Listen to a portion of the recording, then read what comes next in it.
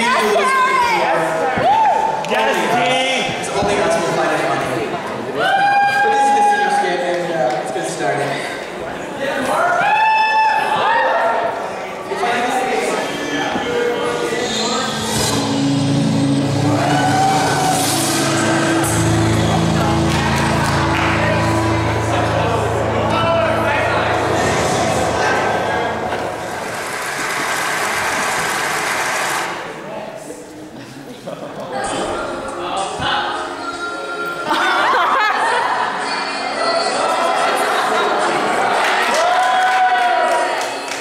Yeah, Michael! At that point. The Duke's Men. Maybe you've heard of them. Heard them riffing to themselves. Maybe you've heard Jamie belting in the library and wanted him to shut up. Maybe Elliot won't stop talking to you about the merits of some new indie band. Maybe they're your friends. They live among us, in our morning lectures, in our froco groups. You pass them in the halls, you smile, they smile back. But do you really know anything about them?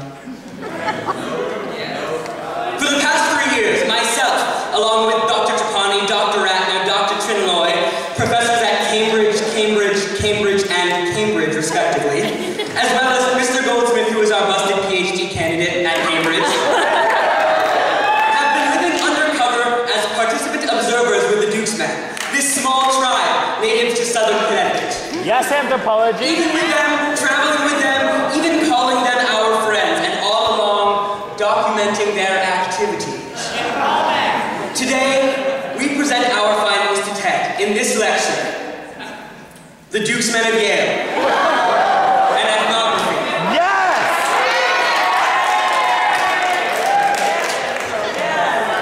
For our first segment, I'll turn the floor over to our linguistic expert, Dr. Ratner. Dr. Ratner? Yes, sociolinguistics.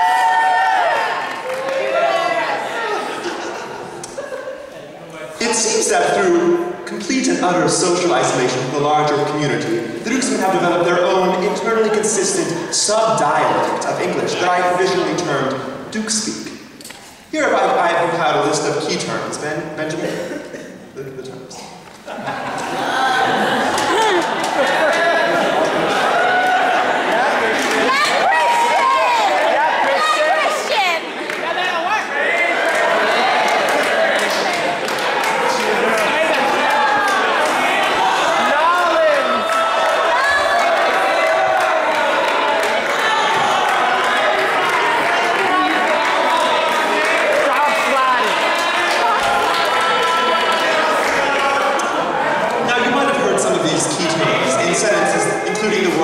Busted, for example. Oh, did Zach just forget all the choreo in that last number? Busted! Perhaps you might hear the term, oh, you fancy, huh? So our freshman gym, we don't have lights or sound or video or any of that. Oh, they fancy, huh?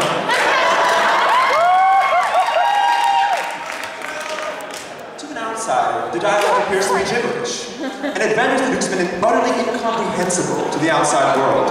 Maybe you two have been in conversation with one of these people and have had no fucking clue what they're talking about. But perhaps you've also noticed Duke Speak permeating your own language. A stray busted during a concert.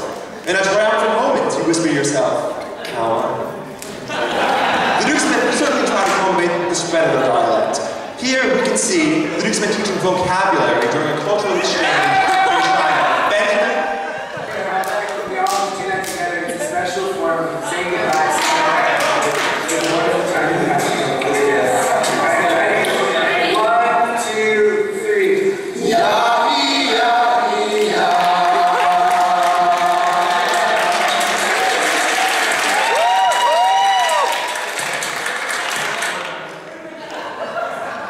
And now, to discuss the Duke's Men and religion, Dr. Minerva Chinloy.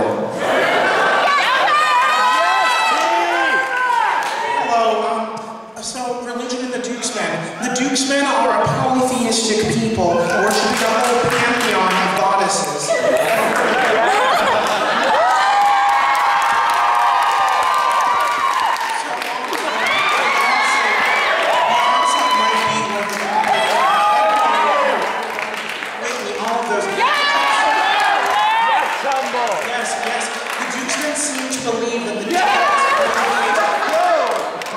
the deities communicate with them via YouTube, as well as their prophets who they meet. As with many faiths, a major part of their religion seems to involve memorizing and reciting whole sections of scripture. Here we see a priest performing a ritual recitation. Benjamin, the ritual. Dog slatted. Oh no. Now, a lot of graduation speakers like to famous philosophers, Confucius. I once heard someone quote Confucius. Kant, Emmanuel Kant.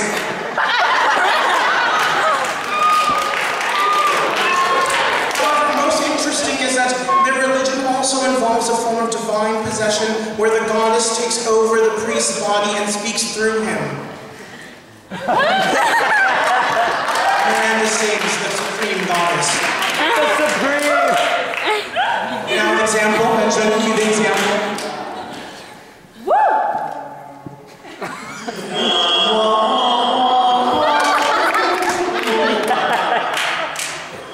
Needs no sunshine. Since ain't warm when she's ain't no sunshine. Yes, yes. Now I turn over for a final conclusion to Professor Trapani.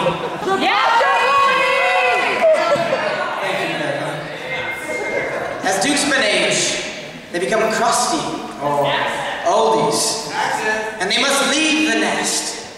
But what remains clear is that even as they venture off into the wider world, they retain their customs. Benjamin.